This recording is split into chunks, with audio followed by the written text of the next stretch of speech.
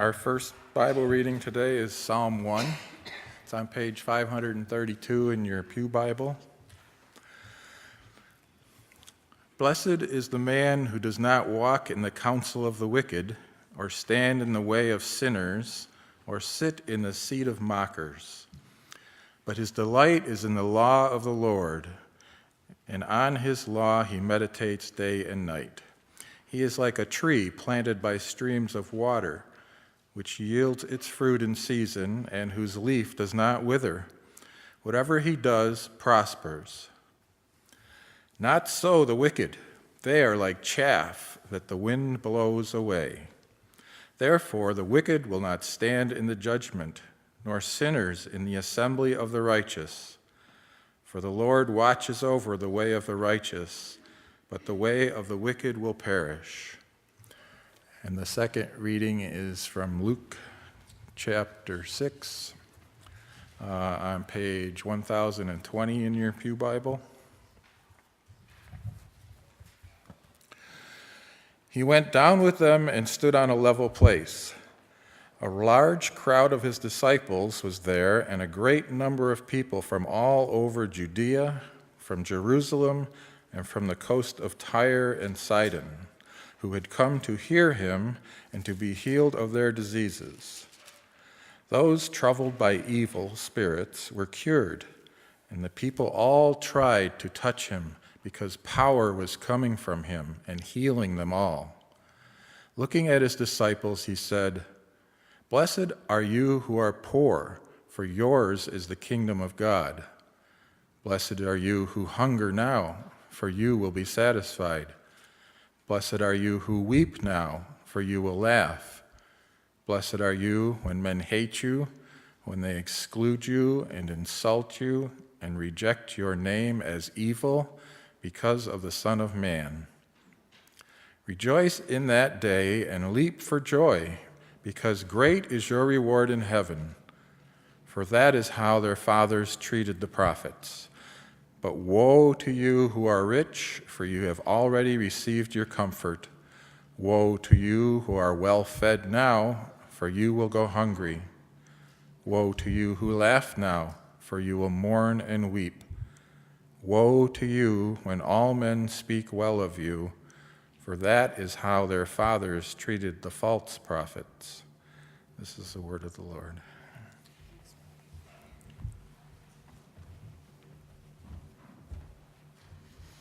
Good morning again. Good morning. So, as I was here and Susan, Giggly Puss, came in, she said, "Hey, Cliff, thanks for stepping up." And I said, "I don't know if I stepped up or I stepped in it, but here I am."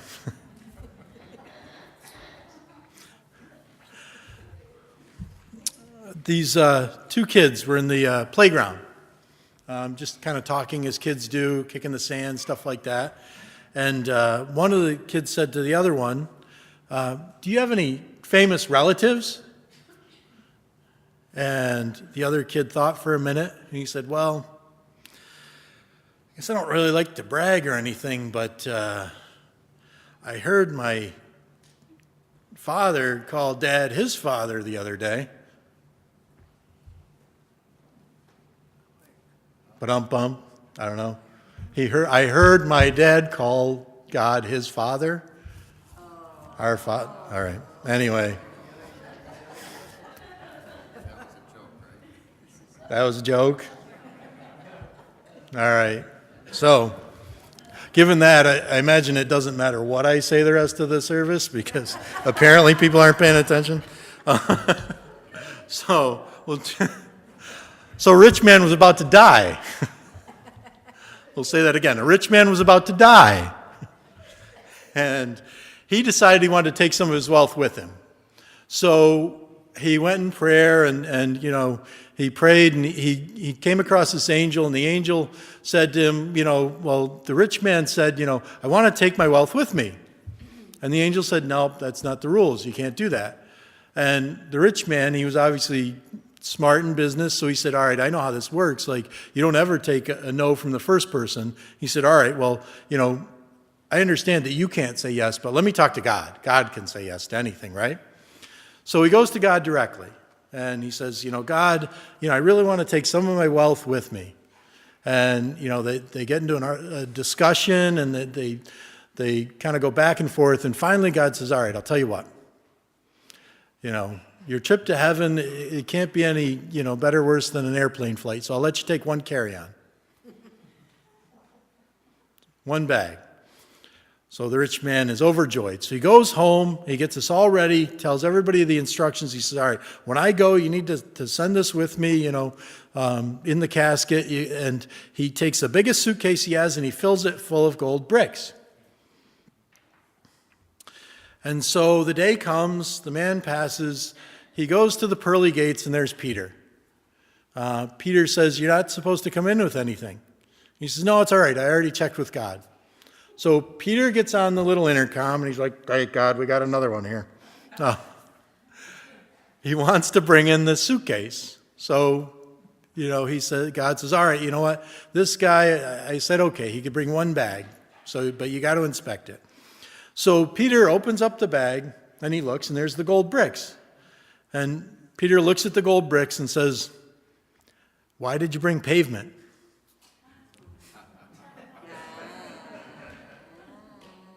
Yay.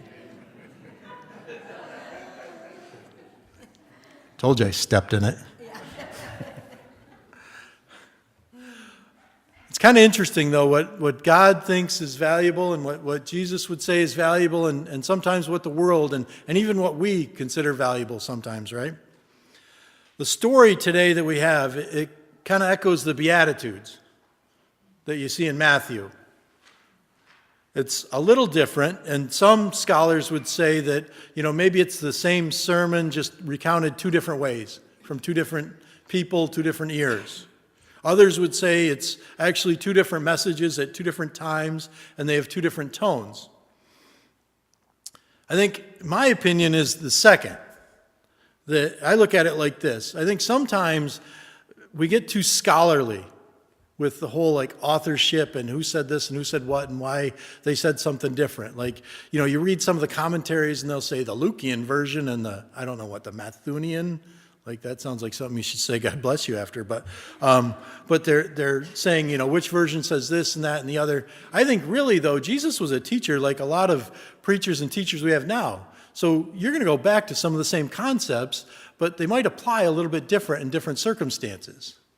And I think in this case, the circumstances and the tone of the passage is different enough to know that Jesus had a much different message, although the same kind of feel to it out of these.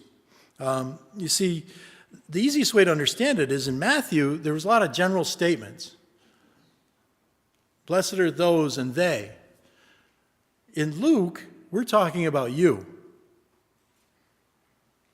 And he's not talking the general you. He's talking the direct you.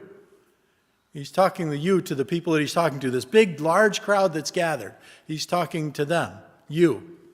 Just like he's talking today to you, Mendon Church.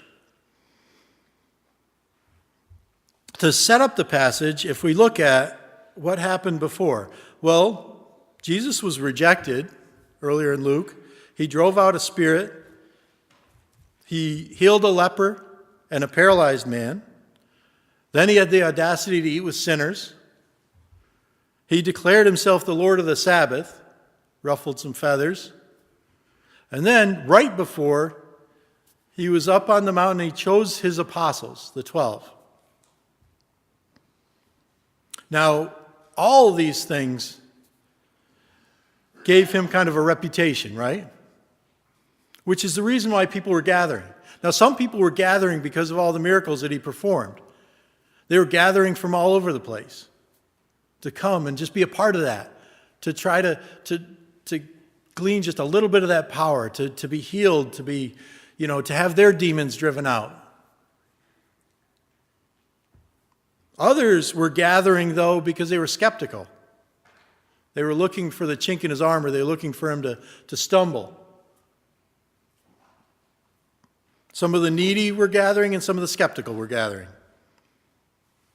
As I looked at the passage, it was really amazing to me. Sometimes when you set up, the passage gets set up by just kind of a setting. It doesn't necessarily mean a whole lot, just more for you to understand where they were. But it was amazing to me the subtle messages that we got from this passage. When we start in verse 17, this is my favorite part of the whole passage. It says, he went down with them and stood on a level place. Think about that for a minute. He went down with them and stood on a level place. He came to the people. He met them where they were.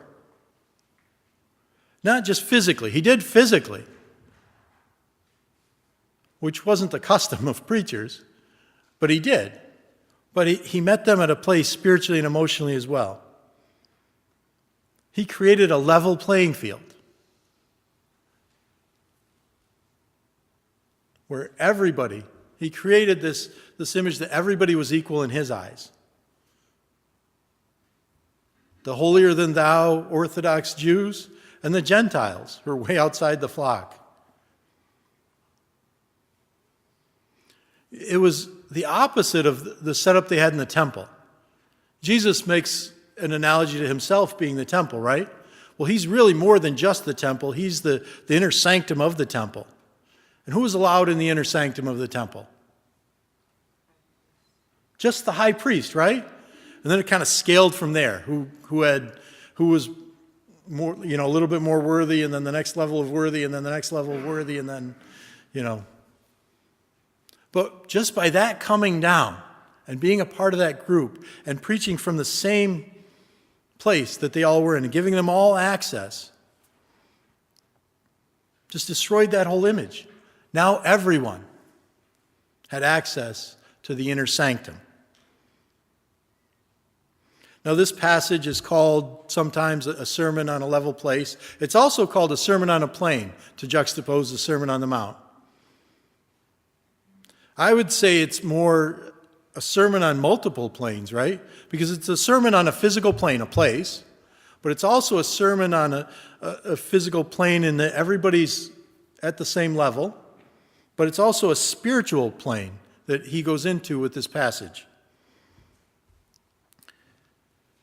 He preached there to three groups: the apostles he just chose, a large group of disciples, and others. Why do we have to know where the others are from? They're from Judea, Jerusalem, Tyre, and Sidon. Well, we have to know where they're from so we can know who he's talking to. Because he's not just talking to the Orthodox Jews or even just the regular common Jews that would be a part of, say, a congregation at the temple. He's talking to them, he's talking to the Gentiles, he's talking to anyone who came. The word got out about all the things he was doing. Word got out where he was going to be. And they all showed up. So he came for everyone. And he met them where they were. And that's what was important about him coming down and standing on that level place. And then we find out how many people were there. A ton of people. There's thousands of people there. And Jesus got swarmed, I would imagine. I would picture a scene anybody ever see Bruce Almighty? The moment when he starts to hear all the prayers. And so every prayer from everywhere in the world is coming in and he's like, you can't decipher what's going on. Well, but imagine that in person, where you're just being swarmed with, people who know exactly what you can do for them. If they can just touch you, if they can just get your attention. Imagine all of these people, thousands of people, and you're on the same level with them. You're not high up where, it's difficult for them to get to. But they heard what he could do. It sounds a little outrageous to us that they wouldn't, give him the space and the time to do what he did. I mean, he was Jesus, he was God, right? But these were desperate people, a lot of them. I mean, imagine what you would do. If you or one of your loved ones was suffering from an incurable fatal disease, and you found out that this guy if you could just get there and you could just touch him or catch his attention or catch his eye or just be in his presence, that would be cured, what would you do? Right? Well, that's what all these people did. They dropped everything to go there. Traveled hundreds of miles. By foot, a lot of them.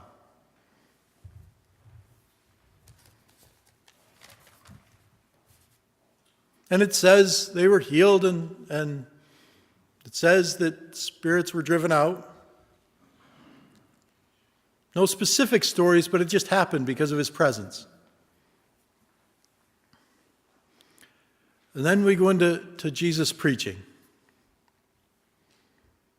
This is really my second favorite part of this whole passage. It says he looked up at the disciples.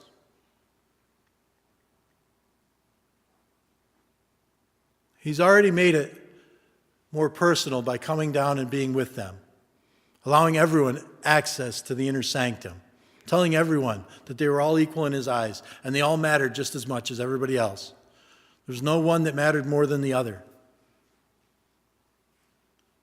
But now he also said, by making eye contact, he also said that it's personal. It's intimate. This is a relationship we're talking about here. I'm going to teach you something really important. That's what Jesus said. I hope I'm teaching you something important. But it matters to me that you know that I care, that I am with you, and that it's a relationship between you and I. Then he goes into the blessings. He tells them to rejoice, and then he goes into the woes. So if we get it straight, and we already went through it with the little ones a little bit, how it doesn't really make a lot of sense to say, well, to be blessed, you have to be poor and hungry and sad and hated and insulted and excluded. I know I've probably been all of those at some point in my life. Never did any one of them feel like a blessing.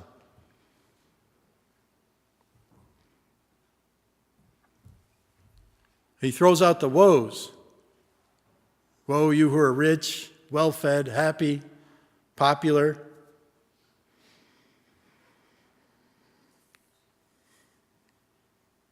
But what is he really saying? Is he saying that, you do have to be poor and hungry and thirsty in order to be blessed, and in order to be in the kingdom of God, in order to be a part of a Jesus follower, in order to be a part of life? So you have to go home and you have to sell your house and you have to do everything. I mean, he did say that to the rich man at one point, right?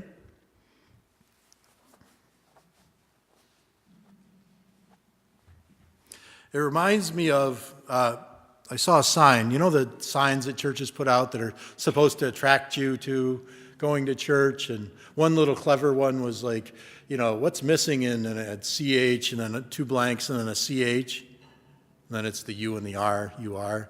But it reminded me of another sign I saw that said, it said on the top, people are dying every day for their faith. Please join us at 10 a.m. for worship on Sunday. What? I don't think they changed the bottom much. They just didn't pay attention to what they were saying on the top and how it would be read, but it was just kind of funny.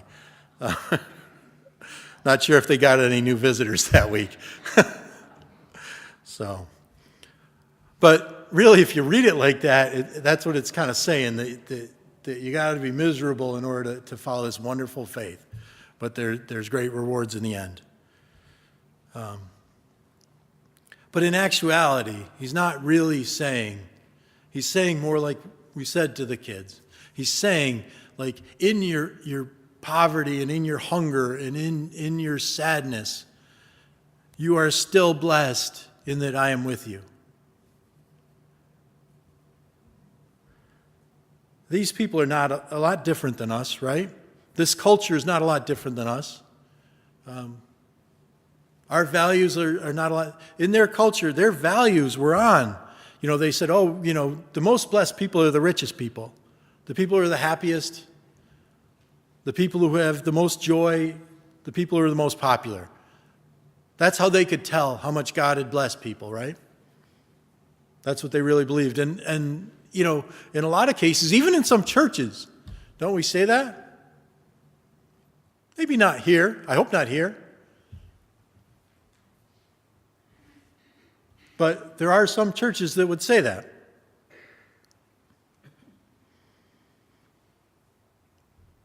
But that's not what he's saying. He's saying, in the blessing of the sorrow, like I am there. That's the blessing in that. My presence, God's presence. But he's also saying, I'm also there when you go astray. He's saying, it's not bad to have money or food. It's not bad to be happy. It's bad if you don't understand where that came from and why that was given to you. It's bad if that's all that you're focused on, if you think that that is what's fulfilling your life. If you're focused on success and money and power and that's all you focus on every day, you don't give God the glory and you don't say, okay, how can I use this gift that God has given me? We all have gifts, things that God gives us, and he wants us to use it for the glory of his kingdom. And if you're not doing that, then that's where you're going to hear, whoa. Oh, wait a minute. You need to check yourself.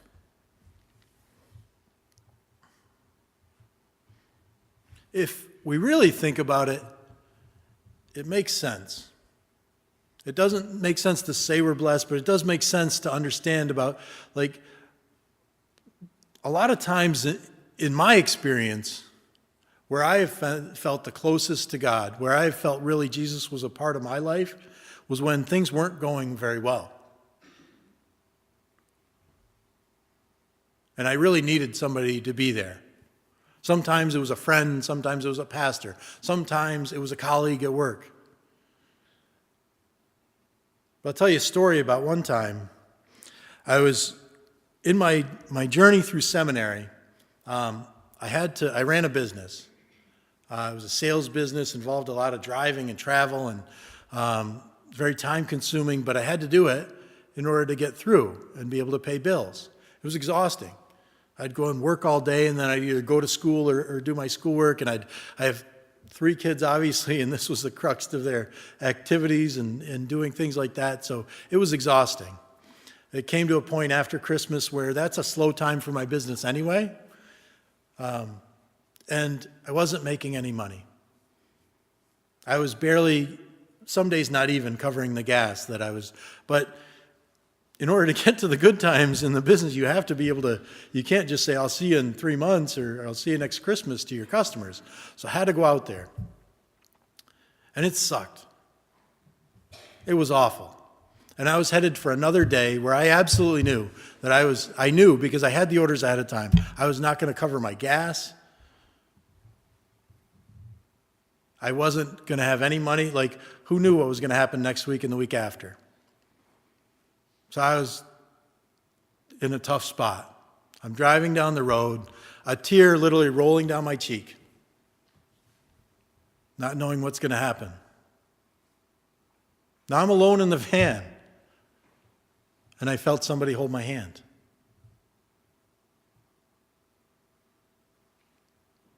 I didn't know what to think.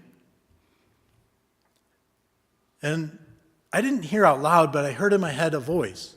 And it just said, it's going to be okay.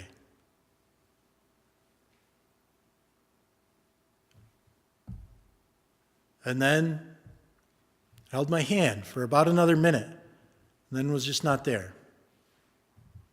At that moment, I knew that Jesus was reaching out to me right in that moment, that I needed him most to be there, and letting me know that not that things were going to be perfect. It didn't change. I didn't magically go out there and some person decided to buy $3,000 worth of stuff, but just that I was on the right path and he was going to be with me and it was going to be okay.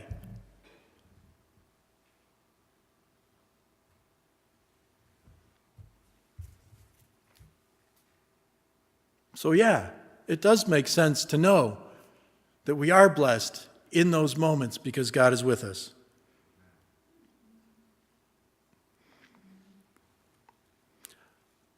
it also makes sense that we should get a warning. Because I know as well as maybe all of you out there or some of you out there, that when things are going well, it's not necessarily that we don't give God credit, but sometimes it becomes a little ancillary. Thank God I passed that test. We say in our head, but we go home, hey, how'd you do on the test? I passed. I did it. We won the game. We're not talking about me and God, but we won the game. I got that raise. Oh, of course, I'm going to thank God for that. But sometimes we need to be reminded that God was more than just an ancillary thank you, that God really was the reason that we got there, the reason that happened. Whether it was winning a game or getting a raise or getting out of trouble or recovering from an illness, that God was with you through all of that. And we need to understand that as well. And not just understand it within ourselves, but be able to use that. God loved us enough to provide that for us. He provided it for us so that obviously we would know that we were loved, but also too, that we could testify to his love. Because there's a lot of people out there that don't really understand that. Don't understand the love, the provision, the everyday interaction that they can have with God if they just allow for it, if they just accept it. You know, they say when we are weak, he is strong. And certainly in the bad times, that's true. But I think I would add to that by saying, yes, that is true, but I don't think there's any time that he's not strong. I think when we are weak, he is strong and will walk with us and be there for us. When it looks like we are strong, it's just him. And we need to give him credit for that. So where does this leave us? What's this passage all about? Well, it's about how Jesus back then and us right now and how he's talking to us about kind of flipping everything upside down. About saying, you know, this is a personal relationship when you follow Jesus. This whole passage is about you. It's about eye contact. It's about coming down and being part of a plane. It's about having an intimate relationship with God. It's about understanding that in the tough times, it's about understanding that sometimes we need to be loved, that sometimes we need to be blessed when we are poor and tired and hungry and needy and rejected. We need to be blessed. It's about sometimes we need to have that whoa moment when maybe we're going down the wrong path. And that's us being loved. But I think it's also an example that Jesus is setting. Jesus is not only loving us, but he's showing us how to love. A lot of times you hear people talk about, love is a verb. That's very true. Love is an active thing. You need to go out there and love. But I also think that it even goes beyond that sometimes. Jesus went out and he did actively love, but he was also love personified. He was God's love in this world. And I think sometimes we need to be that. We need to follow his example, and we need to meet people where they are. We need to do more than just love. We need to be love for the poor, the hungry, the sad, the rejected, people who are lost in their ways. We need to be that blessing. Sometimes we need to be that woe. But we need to be God's love for them. Jesus personified God's love to get to us, but to also work through us, to show us how to do it. Amen? Now we're about to sing, "To God Be the Glory." As we sing it, let's remember, God's glory is present in our highs and our lows, in our receiving and also in our giving. Amen?